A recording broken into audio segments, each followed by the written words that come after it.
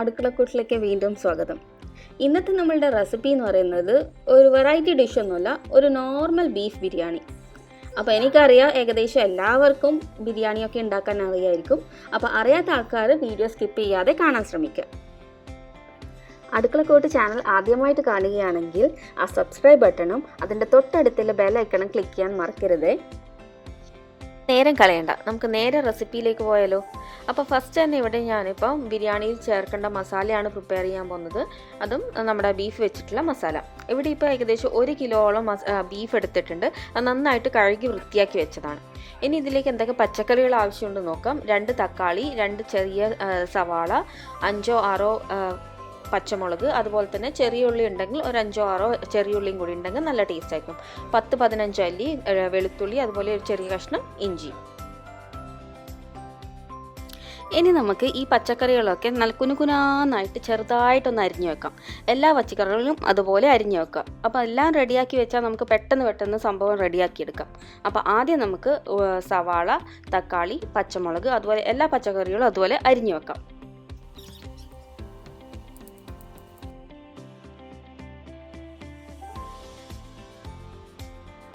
ഇനി മിക്സിയുടെ ചെറിയ ജാറിലേക്ക് പച്ചമുളക്, ഇഞ്ചി, അതുപോലെ തന്നെ വെളുത്തുള്ളിയും കൂടി ഇട്ട് കൊടുത്ത് ജസ്റ്റ് ഒന്ന് കറക്കിയെടുക്കുക. നല്ലോണം അരിഞ്ഞു പോകണ്ട, ജസ്റ്റ് ഒന്ന് കറക്കിയെടുത്താൽ മതി.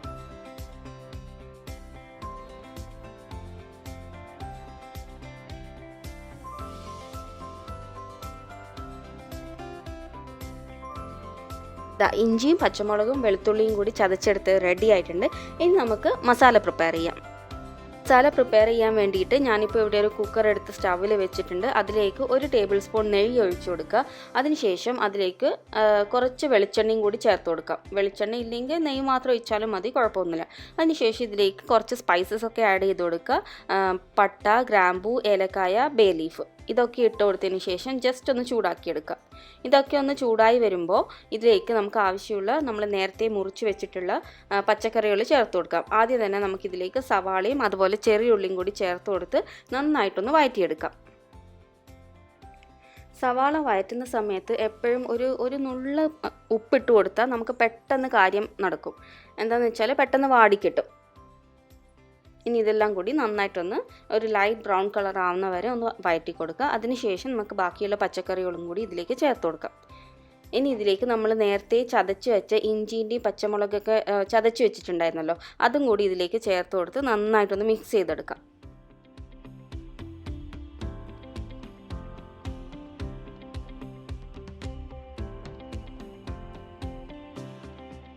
ഇഞ്ചിയുടെയും പച്ചമുളകിൻ്റെയും ഒക്കെ ആ പച്ചമണം മാറുമ്പോൾ നമുക്ക് തക്കാളി കൂടി ചേർത്ത് കൊടുത്ത് നന്നായിട്ടൊന്ന് വഴറ്റിയെടുക്കുക.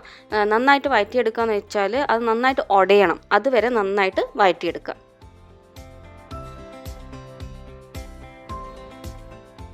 പച്ചക്കറികളൊക്കെ ഇപ്പോൾ നന്നായിട്ട് വഴറ്റിയെടുത്തിട്ടുണ്ട്. ഇനി ഇതിലേക്ക് എന്തൊക്കെ മസാലപ്പൊടികൾ ചേർക്കണം എന്ന് നോക്കാം.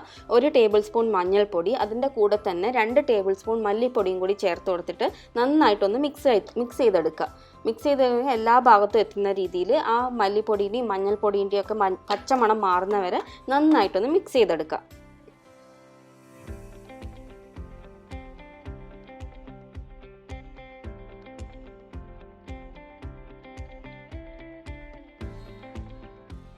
ഇനി ഈ സമയത്ത് നമുക്ക് ഇതിലേക്ക് ആവശ്യമുള്ള ഉപ്പും കൂടി ചേർത്ത് കൊടുക്കാം.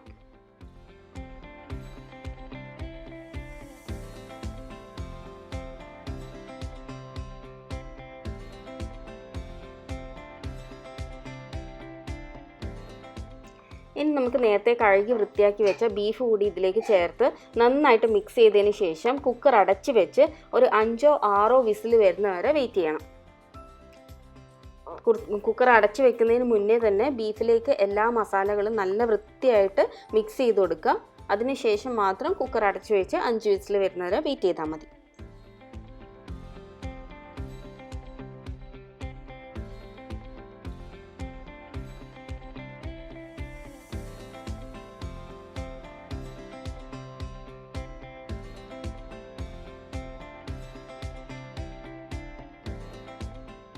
ഇപ്പോൾ 5 വിസിൽ വന്നിട്ടുണ്ട്. ഇനി നമുക്ക് എന്താ ചെയ്യേണ്ടതെന്ന് വെച്ചാൽ തീ ഓഫാക്കി കുക്കറിനെ സൈഡിലേക്ക് മാറ്റി വെക്കുക.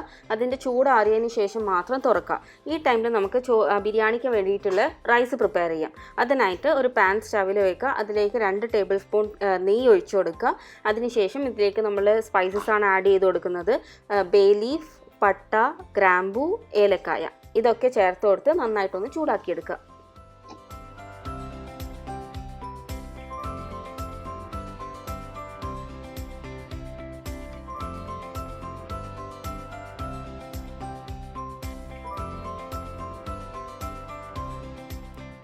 ബിരിയാണി ആക്കാനും നെയ്ച്ചോറാക്കാനും ഞാൻ എപ്പോഴും ജീരകശാല റൈസാണ് പ്രിഫർ ചെയ്യുന്നത്. അതിന് വേറെ തന്നെ ഒരു സ്മെല്ലും നല്ലൊരു ടേസ്റ്റുമാണ്. അപ്പോൾ ഇവിടെ ഞാനിപ്പോൾ 3 ഗ്ലാസ് ജീരകശാല റൈസ് എടുത്തിട്ടുണ്ട്. അത് നന്നായിട്ട് കഴുകി വെള്ളമൊക്കെ ഊറ്റി വെച്ചതാണ്. ഇത് നമ്മൾ നെയ്യിലേക്ക് ചേർത്ത് കൊടുത്തിട്ട് നന്നായിട്ടൊന്ന് വറുത്തെടുക്കണം. അരി നന്നായിട്ട് വറുത്തെടുക്കണം. വറുത്തതിന് ശേഷം നമ്മൾ ഇതിലേക്ക് തിളച്ച വെള്ളമാണ് ഒഴിച്ചു കൊടുക്കേണ്ടത്. ഞാൻ നേരത്തെ പറഞ്ഞ പോലെ 3 ഗ്ലാസ് അരിയാണ് എടുത്തത്. 3 ഗ്ലാസ് അരിക്ക് 1 ഗ്ലാസ് അരിക്ക് 1.5 ഗ്ലാസ് വെള്ളം എന്നുള്ള അളവിലാണ് ഞാൻ എടുക്കാറ്.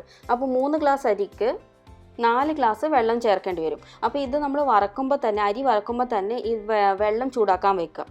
അപ്പോൾ അരി നന്നായിട്ട് വറുത്തതിന് ശേഷം ഇതിലേക്ക് നമ്മൾ തിളച്ച വെള്ളം ഒഴിച്ചു കൊടുക്കുക. അതിന് ശേഷം ഇതിലേക്ക് ആവശ്യമുള്ള ഉപ്പും കൂടി ചേർത്ത് കൊടുത്ത് മീഡിയം ഫ്ലെയിമിൽ ഇട്ടിട്ട് ഇത് പാത്രത്തിൻ്റെ മൂടിയും കൂടി അടച്ച് വെച്ച് നന്നായിട്ട് വേവിച്ചെടുക്കുക. ഒരു 2-3 മിനിറ്റ് കഴിഞ്ഞ് ഒന്ന് തുറന്നു നോക്കുക. അപ്പോൾ ഏകദേശം ഒന്ന് വെന്ത് കിട്ടിയിട്ടുണ്ടാകും. ജസ്റ്റ് ഒന്ന് ഇളക്കി ഇട്ട് കൊടുക്കുക അരി. അപ്പോൾ അടിയിൽ പിടിക്കാതെ ശ്രദ്ധിക്കുക.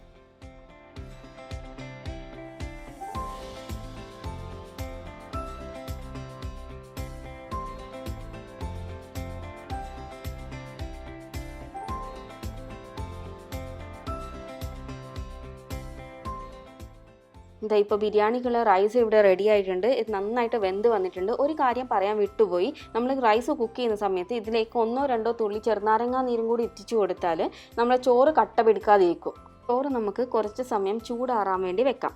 ബിരിയാണിക്കുള്ള മസാല ഒന്ന് തുറന്നു നോക്കാം. ഇതിലേക്ക് നമുക്ക് കുറച്ച് ചേരുവകൾ കൂടി ചേർത്ത് കൊടുക്കാനുണ്ട്. അതിനുശേഷം നമ്മളെ മസാല ഇവിടെ റെഡിയാവും. അപ്പോൾ ഇതിലേക്ക് നമുക്കിപ്പോൾ കുറച്ചും കൂടി കുറച്ച് മല്ലിയിലയും പുതിന ഇലയും അരിഞ്ഞു വെച്ച മല്ലിയിലയും പുതിന ഇലയും കൂടി ചേർത്ത് കൊടുക്കാം. അതിനുശേഷം ഇതിലേക്ക് 2 ടേബിൾ സ്പൂൺ ചെറുനാരങ്ങാ നീരും കൂടി ചേർത്ത് കൊടുക്കുക. അതിൻ്റെ കൂടെ 1 ടേബിൾ സ്പൂൺ നല്ല പുളിയില്ല തൈരും കൂടി ചേർത്ത് കൊടുക്കാം. എന്നിട്ട് എല്ലാം കൂടി നന്നായിട്ടൊന്ന് മിക്സ് ചെയ്തെടുത്ത് ഇതിൻ്റെ വെള്ളം ഒന്ന് വറ്റിച്ചെടുക്കുക.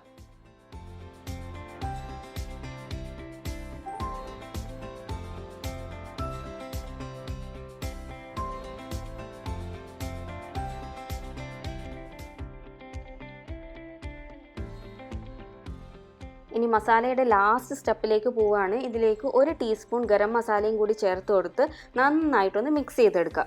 നമ്മുടെ മസാല ഇവിടെ റെഡിയായി. ബിരിയാണിക്കുള്ള ബീഫ് മസാല ഇവിടെ റെഡിയായി. ഇനി നമ്മൾ ബിരിയാണി ആക്കാനുള്ള ലാസ്റ്റ് സ്റ്റെപ്പിലേക്ക് കടക്കുകയാണ്. അതാണ് ദമ്മിടാൻ പോകുന്നത്. അപ്പോൾ അതിനായിട്ട് ഒരു പാൻ സ്റ്റവിൽ വെക്കുക. അതിൻ്റെ അടിവശത്തായിട്ട് ഫസ്റ്റ് ലെയർ നമുക്ക് കുറച്ച് നെയ്യ് പുരട്ടി കൊടുക്കാം. നെയ്യ് എന്തിനാണ് പുരട്ടുന്നതെന്ന് വെച്ചാൽ ചോറൊന്നും അടിയിൽ പറ്റാതിരിക്കാൻ വേണ്ടിയിട്ടാണ് നെയ്യ് പുരട്ടുന്നത്. അപ്പോൾ ഫസ്റ്റ് ലെയറായിട്ട് നമുക്ക് ബിരിയാണിയുടെ മസാല കുറച്ച് ചേർത്ത് കൊടുക്കാം. കുറച്ച് നന്നായിട്ട് തന്നെ ബിരിയാണിയുടെ മസാല ചേർത്ത് കൊടുക്കാം. ആകെ 2 ലെയറേ നമ്മൾ ആക്കുന്നുള്ളൂ. അപ്പം കുറച്ച് നന്നായിട്ട് തന്നെ ബിരിയാണിയുടെ മസാല ചേർത്ത് കൊടുക്കാം. അതിൻ്റെ മുകളിലായിട്ട് കുറച്ച് ചോറ് കൂടി ചേർത്ത് കൊടുക്കാം. സെക്കൻഡ് ലെയർ ചോറാണ് ഇട്ട് കൊടുക്കേണ്ടത്. മസാല നന്നായിട്ട് കവർ ആവുന്ന രീതിയിൽ ചോറ് ഒരു ലെയർ ഇട്ട് കൊടുക്കുക. എന്നിട്ട് അതിൻ്റെ മുകളിലേക്ക് നമ്മൾ വറുത്ത് വെച്ച അണ്ടിപ്പരിപ്പും കിസ്മിസും അതുപോലെ തന്നെ ഉള്ളിയും കൂടി ഇതിൻ്റെ മുകളിൽ ചേർത്ത് കൊടുക്കാം. കുറച്ച് പുതിനയിലയും കൂടി ചേർത്താൽ നല്ല ടേസ്റ്റ് ഉണ്ടാവും.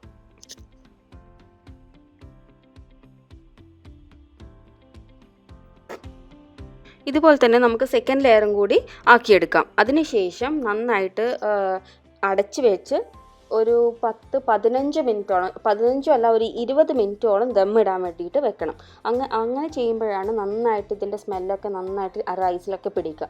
നമ്മൾ റൈസ് ഇപ്പോൾ ഇവിടെ ബിരിയാണി ഇപ്പോൾ റെഡി ആയിട്ടുണ്ട്. നമുക്ക് നോക്കാം ഇതിൻ്റെ അവസ്ഥ എന്താണെന്ന്. നല്ലൊരു സ്മെല്ല് വരുന്നുണ്ട് കേട്ടോ.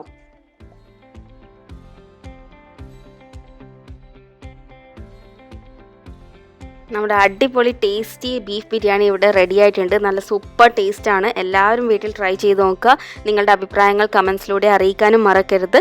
ഇഷ്ടപ്പെട്ടാൽ തീർച്ചയായും നിങ്ങളുടെ ഫ്രണ്ട്സിനും ഫാമിലിക്കും ഷെയർ ചെയ്യാനും മറക്കരുത്. താങ്ക്